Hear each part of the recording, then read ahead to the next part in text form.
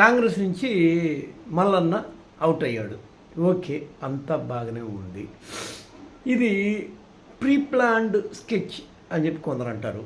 లేదు, మల్లన్న బేసిక్ థియరీనే ఇండివిజువల్గా ఉండడము, అతనికి లోపల తను కూడా ఒక పార్టీ పెట్టాలన్న కోరికతో కొద్దితో అల్లాడుతూ ఉంటాడు. తెలంగాణ నిర్మాణ పార్టీ అని చెప్పి అతను ఒక పార్టీ పెట్టడానికి బాగా ఎక్కువగా ట్రై చేస్తున్నాడు. అందులో భాగంగానే ఇదంతా అవుతుంది. ఈ మున్నూరు కాపులు వీళ్ళందరినీ బాగా గట్టిగా తిప్పి బీసీ అనే ఒక నినాదాన్ని తీసుకొని దాని ద్వారా అతను ముందుకు వెళ్ళిపోయి వచ్చే రోజుల్లో ఎవరో అన్నట్టు అన్నాడు కదా ఆయన, ఎవరు టీడీపీ మోతుకుపల్లి నరసింహులు, మన మల్లన్నే సీఎం క్యాండిడేట్ ఎందుకు కాకూడదు అంటే ఆయన రేంజ్, ఆయన థాట్ మేకింగ్ ఆ స్థాయికి వెళ్ళిపోయింది. ఎక్కడో స్క్రోలింగ్లో ఎన్టీవీలో అలా బతికినవాడు. V6లో అంకం రవి అనేవాడు, ఇతని ద్వారా మనం గెయిన్ అవుతామని అతను ఒక క్యారెక్టర్ చేసి తీన్మార్ మల్లన్న అని, అతని పేరు చింతపండు నవీన్ అయితే తీన్మార్ మల్లన్న అని ఒక ఇది పెట్టి అతను తీసుకుపోయి ఎక్కడికో వెళ్తే అతను ఎమ్మెల్సీ టికెట్స్ ఆశించే స్థాయికి బీఆర్ఎస్ నుంచి ఎదగడం, ఎమ్మెల్సీ టికెట్ వాళ్ళు ఏమో దొబ్బేమన్నాం.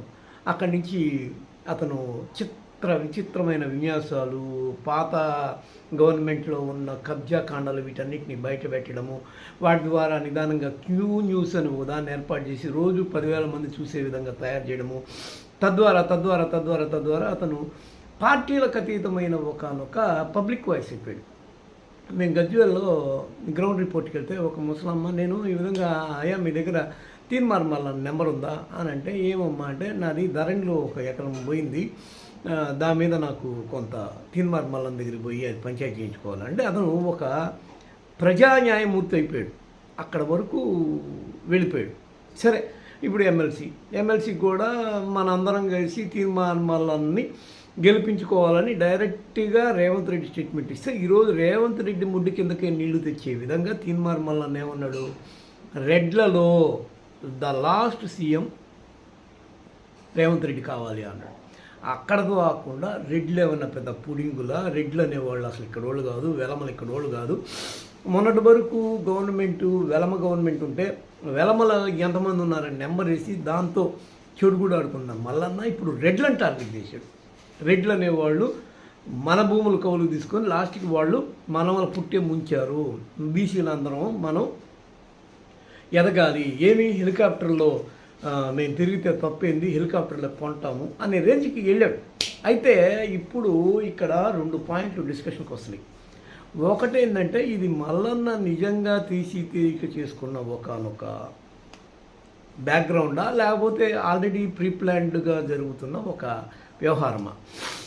ఇప్పుడు ఇక్కడ కొంత డౌట్ఫుల్గా ఎందుకుంది అంటే, మల్లన్న అనేవాడు రేవంత్ రెడ్డే చివరి ఓసీ సీఎం, రెడ్డి సీఎం కావాలని అంటే, రేవంత్ రెడ్డి కూడా అవును నేనే చివరి రెడ్డి సీఎం అయినా నాకేం బాగలేదు అని బీసీ సెంటిమెంట్ని కొద్దిగా తిరగదొడుతున్నాడు. అతను కూడా బీసీల యొక్క ఆ కులగణను తీసుకుపోయి నిప్పు పెట్టాడు. ఇక్కడ ఇద్దరు కలిసి ఇప్పటి వరకు ప్రాంతీయ సెంటిమెంటు అనేది ముగిసిపోయిన అధ్యాయంగా మారింది. తెలంగాణ అనే పదాన్ని టీఆర్ఎస్ నుంచి తీసి దాన్ని బీఆర్ఎస్ ఎప్పుడైతే చేశారో ప్రాంతీయ సెంటిమెంట్లు ఇక నడవు, అయిపోయింది. ఇప్పుడు కొత్త కావాలి. అదేంటి అంటే ఈ కులాలకు సంబంధించిన సెంటిమెంట్లతో అగ్గిరాజు చేసుకొని ఒకళ్ళకొకళ్ళు ఇప్పుడు ఇక్కడ ఒక విలను ఒక హీరో తయారైపోయాడు. విలన్ ఎవరు? మల్లన్న. హీరో ఎవరు? రేవంత్ రెడ్డి. వీళ్ళ మధ్య ఒక పోరాటం. ఈ పోరాటంలో అయితే నేను అవుతా, లేకపోతే నువ్వు అవుతావు అనే ఒకనొక సిచ్యువేషన్ని వీళ్ళు కావాలని డిస్క్రైబ్ చేశారా. చాలామంది అనేది ఏంటంటే, తీన్మార్ మల్లన్నకి పోయిన ఎన్నికల్లో 5 కోట్లు ఇచ్చాడు, ఆయన ఎక్కడో సాదాసీదాగా ఉన్న వాడు కాస్త అలా ఎదిగిపోయి ఇప్పుడు పెద్ద అపార్ట్మెంట్లు కోట్ల రూపాయలు విలువ చేసే ఒక మంచి పోస్ట్ కమ్యూనిటీలోకి వెళ్ళిపోయాడు. ఆయన హెలికాప్టర్లో తిరుగుతున్నాడు. దీనంతటి కారణం కోట్ల రూపాయలు.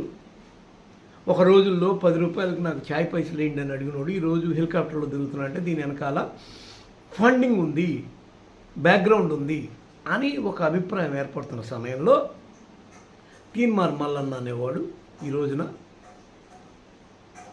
ఒక అతీత శక్తిగా, ఇప్పుడు మోతుపల్లి నరసింహులు అనేవాడు సూపర్ సీనియర్ తీన్మార్ మల్లన్న ఆ రోజుల్లో పుట్టినాడు ఇతను రాజకీయాలు చేసేటప్పుడు.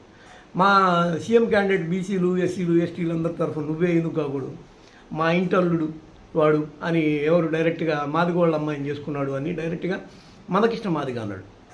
ఈ క్రమంలో తమ్ముడు గారు నువ్వు నాకు అల్లుడు అన్నాడు. ఈ క్రమంలో అతను కులాల ఈక్వేషన్ కలుపుతుండగా వచ్చే 2028 ఎన్నికలు బీసీ సెంటిమెంట్తో రగిలి కొట్లాడి ఒక భయానకమైన లేకపోతే ఒక తీవ్రమైన దీనిలోకి ముందుకెళ్ళబోతుంది. ఇక్కడ ఎదవలు అవుతుంది ఎవరు అంటే బీఆర్ఎస్ వీళ్ళ చాప్టరే క్లోజ్ అయిపోయినట్టుగా కనిపిస్తుంది. ఇక బీజేపీ హిందుత్వ ఓటు బ్యాంకును పట్టుకొని 1 నుంచి 3 అయ్యి 3 నుంచి 8కి వచ్చి 8 నుంచి రేపు 16 అవుతుంది. అక్కడ వరకు దాని జర్నీ. కానీ ఇక్కడ ఇది కేసీఆర్ ఫార్ములా. కేసీఆర్ ఏమనుకున్నాడంటే ఒకనొక రోజుల్లో తన అల్లుడు కొడుకుని విడదీసి వాళ్ళిద్దరిని అట్లా రోడ్డు మీద దోసి వాళ్ళు కొట్టుకుంటుంటే మధ్యలో రేవంత్ రెడ్డి లాంటి వాళ్ళకి స్కోప్ ఇవ్వకుండా మనం బరంపురం అనే ఒక ఏరియాలో వర్క్ చేసి వాళ్ళు ఒకరోజు వీడు అధికారాన్ని చేపట్టాలనే ఒక అభిప్రాయాన్ని ఆయన కలిగి ఉన్నాడు అనేది రాధాకృష్ణ వాచ. రాధాకృష్ణ ఎవడు? ఏబిఎన్ రాధాకృష్ణ, ఆంధ్రజ్యోతి రాధాకృష్ణ. ఇదే ఫార్ములాని రేవంత్ రెడ్డి తన అనుంగు శిష్యుడు, తన యొక్క నమ్మిన బంటు, తన అనుచరుడు ఇతన్ని అడ్డం పెట్టుకొని, అయితే నువ్వు బీసీలను అడ్డం పెట్టుకో, అయితే అది నాకేదైనా కలిసి వస్తే నేను చూసుకుంటాను. అందుకని మీనాక్షి నటరాజన్ ఒక అమాయకురాలు వచ్చి రంగాన్ని చేసిన పని ఏంటంటే చింతపండు నవీన్ అలియాస్ తీన్మార్ మల్లన్ని పార్టీ నుంచి సస్పెండ్ చేయడం. దీనికి కారణం ఏంటి అంటే అతను పార్టీ లైన్ కట్టుదప్పాడు. దాని